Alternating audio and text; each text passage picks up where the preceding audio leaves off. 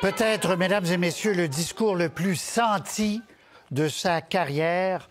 On a assisté à la parole libérée d'un premier ministre qui quitte dans une semaine et quelques jours, peut-être au maximum. Donc, Justin Trudeau qui est allé qui a voulu s'adresser directement aux Américains en disant, et à Donald Trump en disant, ce que tu fais est stupide. Il a repris l'article dont je vous parlais en tout début d'émission du Wall Street Journal qui disait ce matin que c'était des tarifs idiots.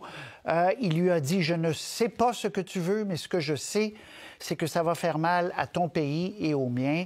Donc, Justin Trudeau qui a commencé en disant, nous sommes en guerre économique, guerre commerciale qui a été lancée contre nous.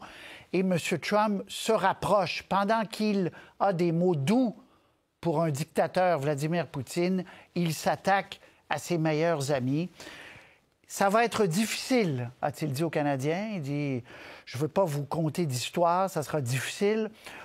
Si les tarifs durent, on entre dans une période de turbulence. Il dit encore espérer que les tarifs durent quelques jours, pas plus. Il dit, on travaille encore. Il reconnaît que Donald Trump ne lui a pas parlé hier, qu'il essaie de le joindre depuis plusieurs jours. Avec nous toujours Louis Blouin, Carl Blackburn, Caroline Senneville. Tour de table, c'est, je le disais, Louis, on sent vraiment la parole libérée de quelqu'un qui part et qu'il peut dire beaucoup plus le fond de sa pensée. Moi, ça fait à peu près 10 ans que je couvre Justin Trudeau, Patrice, et je ne l'ai jamais entendu comme ça. Il était dur, il était tranché, il était décomplexé. Moi, il y a un passage qui m'a frappé, c'est quand il a dit Donald Trump, ce qu'il veut, c'est que notre économie s'écroule et il veut nous annexer. C'est ça qu'il cherche à faire. Donc, il a répété publiquement ce qu'il avait dit en privé à un groupe de gens d'affaires récemment. Alors, il dit, il n'y a pas d'illusion sur ce que Donald Trump est en train de faire. Pour lui, le fentanyl, c'est un prétexte. Il veut s'en prendre au Canada.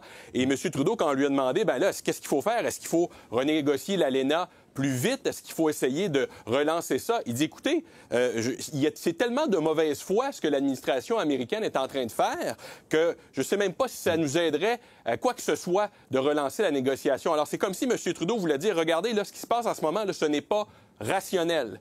Et l'autre aspect important, je pense, de ce discours-là, c'est l'appel à l'unité aux Canadiens. Et puis je pense que c'est là peut-être que M. Trudeau signait un peu son testament politique où il disait « Je suis fier de ce que j'ai vu ces dernières semaines, les gens qui se sont mobilisés, qui se tiennent debout. » Ben, il dit aux gens « Ça va être dur et il va falloir continuer de vous tenir debout. » Et il a dit à la fin « On va peut-être continuer à huer l'hymne national américain. » Il dit « On est insultés. On est fâché, on va se battre et on va gagner. » Donc, je pense qu'il voulait envoyer ce signal de détermination, M. Trudeau, dans ce discours-là aujourd'hui. Lâchez pas. Il a lancé son lâchez pas, faisant référence aussi à ces années de COVID. On a fait des sacrifices, on a fait ceci, on a fait cela.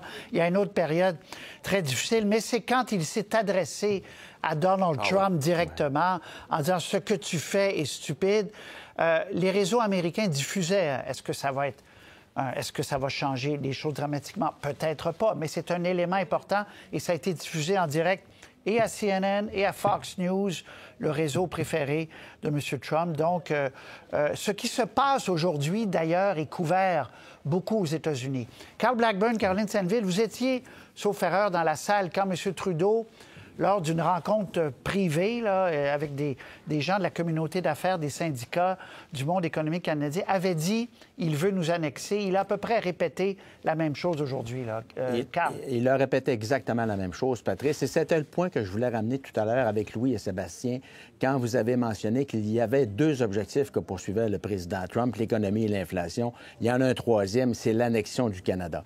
Et je suis totalement d'accord avec les derniers propos du premier ministre du Canada, M. Trudeau, en lien avec tous les faux fuyants ou les fausses raisons que Trump évoque. C'est dans le but d'annexer le Canada. Et aujourd'hui, je suis d'accord également avec Louis, c'est le plus fort discours, le plus fort message que j'ai entendu de Justin Trudeau depuis qu'il est premier ministre du Canada. Et le message qu'il a envoyé à tous les Canadiens, il est fort. Mais le message qu'il a envoyé aux Américains, Patrice, il est extrêmement important aussi. Lorsqu'il mentionne très clairement, vous avez un président qui fait les yeux doux à un dictateur russe, Poutine, alors qu'il piétine et qu'il maltraite ses amis, ses partenaires, ses associés que le Canada et le Mexique.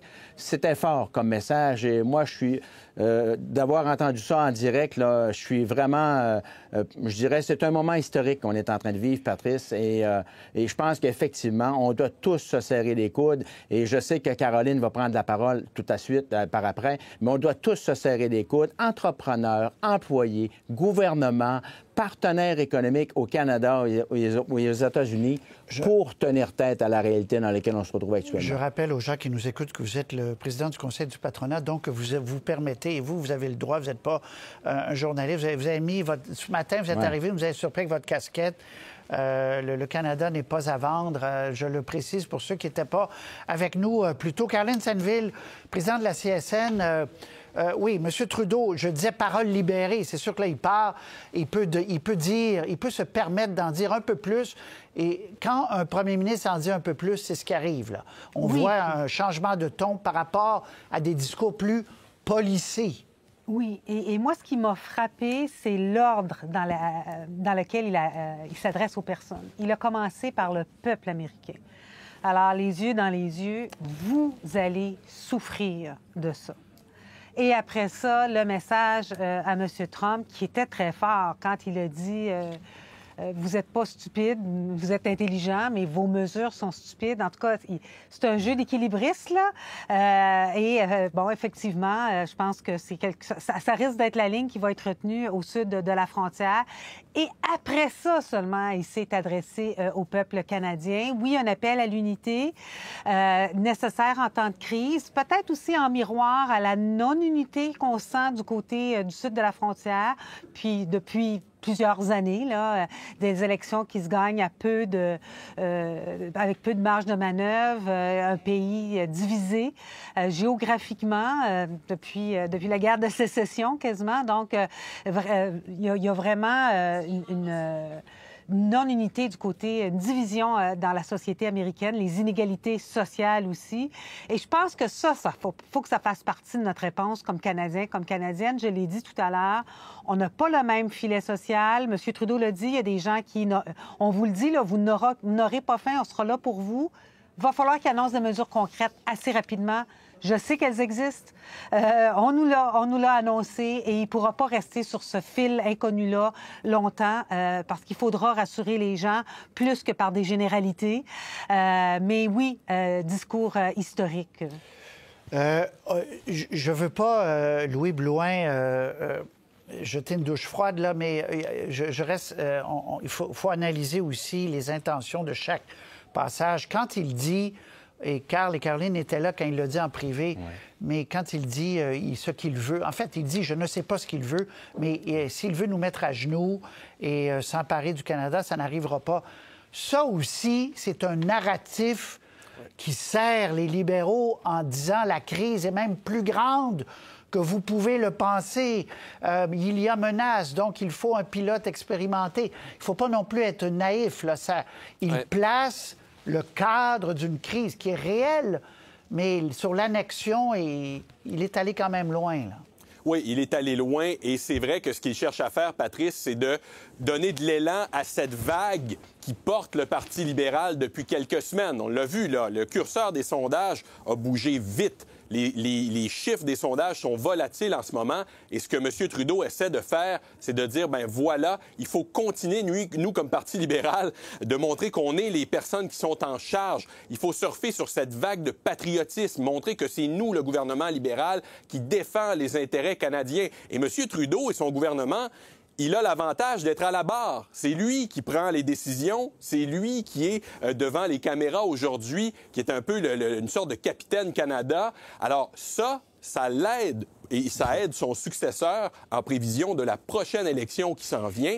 Et là, sans doute que ce successeur ou cette successeur va vouloir arriver vite pour continuer de profiter de cet élan-là. C'est pour ça que ce que nos sources nous disent ici à Ottawa, c'est qu'ils pensent que le prochain là, va vouloir se lancer vite en élection pour profiter de cet élan-là, se servir de cette crise-là comme tremplin, parce qu'on dit souvent en politique, il ne faut pas manquer une bonne crise. Et là, cette crise-là, quoi qu'on en dise, elle donne un vent dans les voiles du Parti libéral.